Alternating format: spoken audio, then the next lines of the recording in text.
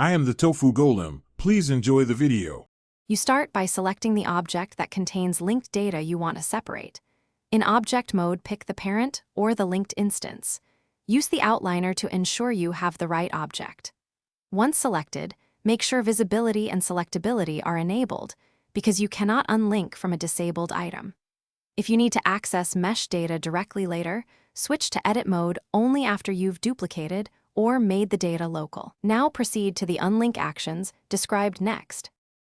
You will break links at the data block level. With the object selected, use object right arrow relations, right arrow make single user or press U, and choose the appropriate option to make object, object data, and materials single users.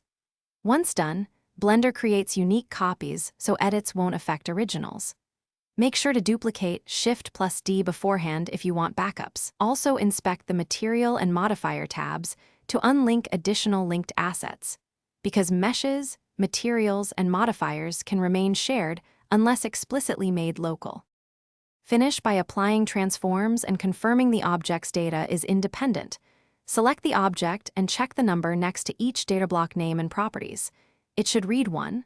Once satisfied, save your blend. If you still see shared users, use the outliner's data block display or the fake user toggle to find and clear links. Troubleshooting tip: if edits propagated unexpectedly, immediately undo or revert to the saved backup to restore prior link state. Thanks for watching. Consider subscribing if we helped you today.